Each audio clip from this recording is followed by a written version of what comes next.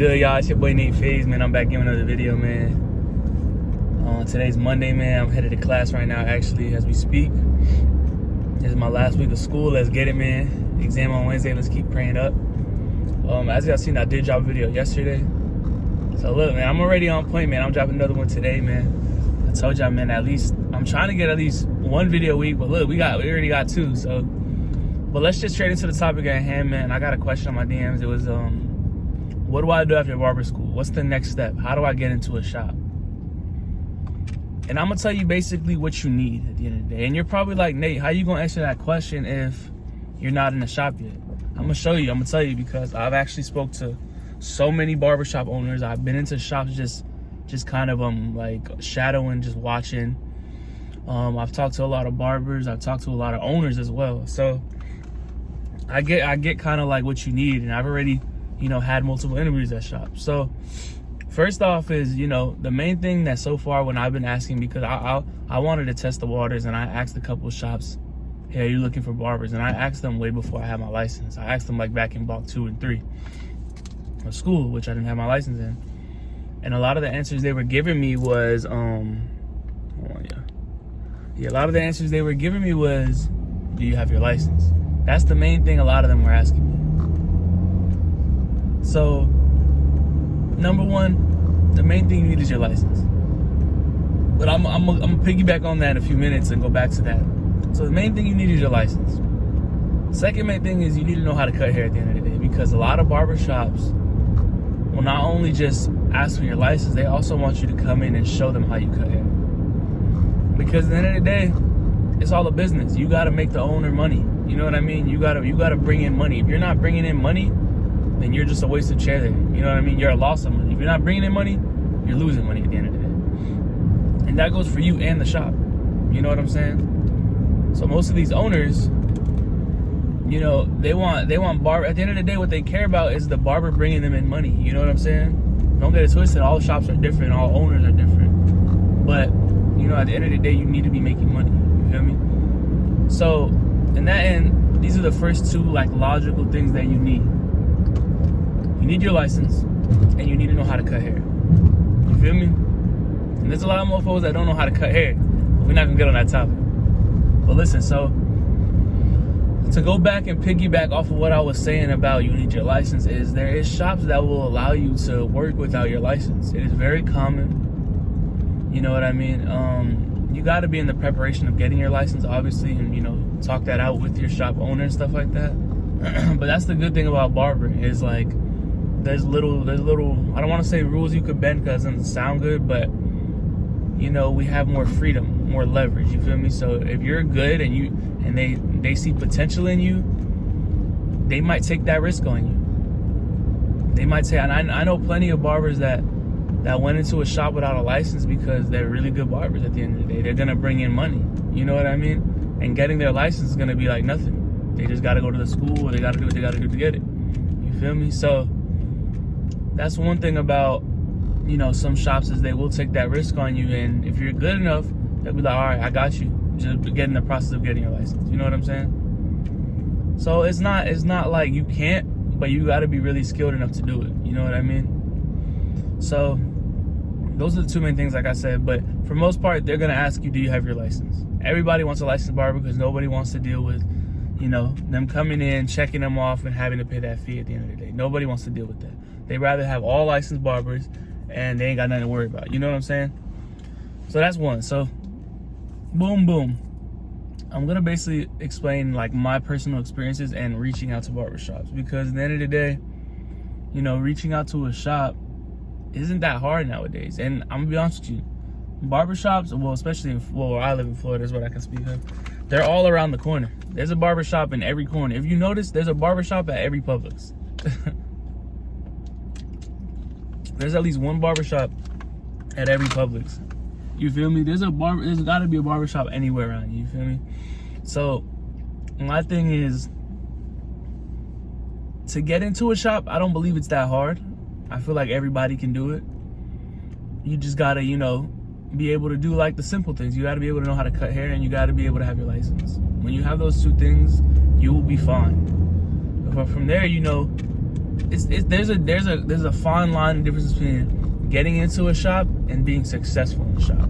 And I feel like people misconstrue those two things. Because at the end of the day, anybody can get into a shop, but not everybody can be successful in the shop. And I feel like that's a key highlight of this whole video and key highlight of everything in barbering, is to be successful in barbering. It's not about just, getting in there and I got it, I'm good now. Because you can get into a shop and have no clientele.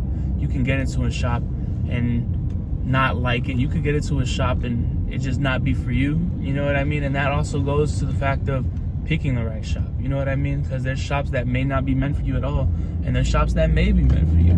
You know what I mean? So it really depends, and that's why, just like I've been preaching in my other videos, the number one thing I preach is research. Do your research. And these shops, that applies very well too, because that's where you're going to be working. You know what I mean? The thing about it is, going into these barbershops as a beginner, as coming straight out of school, as someone who isn't fully established in the game, or who doesn't have a really heavy clientele, you need to take a sacrifice. You know what I mean? And by sacrifice, I mean, you can't be like, yeah, I want to work here and it has to be in this location and I have to work from these certain times, and no, that's not how it works. You got to go into it like, if I got to drive 30 minutes to work, but this shop was willing to give me an opportunity, then I'm gonna have to sacrifice for a little while so I build my clientele and I'm able to get closer to home. If I have to drive 45 minutes, I'm willing to take that sacrifice. If I have to stay a little later than everybody else, I have to come in a little earlier just to build up a little more money. And these are the things these are the sacrifices you have to make. You know what I'm saying? To even build up what you want to build up, to make it easier later on in life. You know what I'm saying? So then when you start moving forward and you have all your clientele and you're consistent and everybody's coming in, you're pretty much booked all the time, then that's when you start making decisions. All right, you know what? I'm gonna up my prices. I'm gonna go to a location closer to me. I'm gonna work on my time, not on everybody else's time. You feel me? That's when you can start coming in later, leaving earlier, and stuff like that. But that all comes with time and growth. But like I said, going into it in the beginning, you have to make these sacrifices. You know what I'm saying? And this is my example of, this is honestly how I've gotten a lot of the barbershop offers I've gotten, because I've already gotten offered to go into like 4 different shops. You feel me? So at the end of the day, shops are hiring. You know what I mean? There's shops in every corner. Shops are always going to be hiring. You feel me? You just gotta, the thing is, you gotta reach out to them. You gotta market yourself. You gotta, show them that, you know what I'm saying? You gotta, it's about marketing yourself at the end of the day. It's about, you being the one reaching out. You be just like any other job, you know what I'm saying? No one's gonna hand you nothing in this barbering industry. And I feel like I really learned that in school, because, not to go off topic, but in school, they didn't teach us nothing when it came to like cutting hair. They just taught us the sanitation and all that to pass the test. So it had to come from within the students to actually want to learn how to cut hair on their own. And that's what we had to do. I just learned straight from YouTube, if I'm being real with you. But it has to come from within you, because it can be you can be in that school and be like, damn, I don't want to be here. What am I doing here? I'm wasting my time. But it has to come from within you. If you want something, you have to put in that work that no one else is going to place upon you. Yeah, it has to come from you. You feel me? But going back at topic at hand, so an example is, most of the time when I reach out to barbershops, I don't even go on job websites. Everything is, I'm gonna be honest, social media, if I'm being real with you. I reach out to Instagram. You know what I'm saying? I have a big following on my main Instagram page, and I have a very low following on my barber page just because I just made it recently. But I literally DM shops. I DM, because every shop pretty much has an IG, man. Like I said, bro, it's about marketing yourself. It's about the growth. You feel me? So a way to grow is social media nowadays, and that's part of it too, is elevating with the game. You know what I'm saying? So what I do is I DM'd multiple shops. Yesterday I DM'd 2 barbershops. In a matter of an hour they DM'd me back, basically saying I can have the job. You know what I mean? It's simple, guys. It's not that hard. My thing is, look in your area at first, somewhere that you're kind of, that you can make the drive to. I would say go in the shop, look at the shop, fill it out, maybe even get a cut by a barber there, try to conversate, check the reviews, honestly. See how the walk-in traffic is. Because as a barber coming straight out of barber school with very low clientele, if that's you, you want to go into a shop that has high traffic flow. You don't want to go into a shop that's very appointment based and not a lot of people come in, because that's not going to help you grow. It's not. You're not established yet to just set up a bunch of appointments and have no walk-ins. Walk-ins are going to be your bread and butter once you start in the barber industry. So that's why the important thing is to get into a shop that has high traffic, and then you can work your way up to those shops where it's okay, appointment based, studios, suites, you know what I mean? So it's like, it's all about working. Oh, my fault. I'm thinking, oh, get over there, my fault. It's all about working your way up, y'all. You know, you feel me? So at the end of the day, the main focuses of this video, the things you need are, wait till they pass by, license and know how to cut. A plus is if you have a portfolio. So while you're in barber school, please, I preach this, take photos of every cut. Every video, take videos, post it on your IG Reels, post it on your TikTok. Post it everywhere, man. Portfolios are big, because sometimes you don't even need to go into a shop and they be like, hey, can you give me this cut? Or bring a model in, you show them your work. I could do this. It saves you time, it saves them time. You feel me? Because a lot of shops, I've had shops where I go in and I'm like, I'll DM a shop, they'll talk to me, be like, hey, can you come in, let's talk in person. Cool. You come in and talk in person. Hey, can you give this person a low fade? And you just come in like, you're gonna go into, oh shit, like, I actually gotta do this. You feel me? So be prepared, so when you go into these interviews that you might have to give someone a haircut. I'm gonna be real with you. You're gonna have to give someone a haircut. You know what I mean? And the thing is like, another thing I wanted to kind of weigh in on is, like I said, every shop is different. And I've experienced that because I went into a shop where it was totally different. You know what I mean? I didn't even expect it. I went into a shop that had a lot more females in their shop than men, and it was more of a gentleman shop. So I went in there because I had DM'd the owner, and we were talking, and I didn't even know until I got there, but the owner was a female. And shout out to the female owners, power to you. And shout out to the female barbers out there, man. Y'all killing the game too. Shout out Allison Cuts, by the way. So basically, went in there and spoke to her.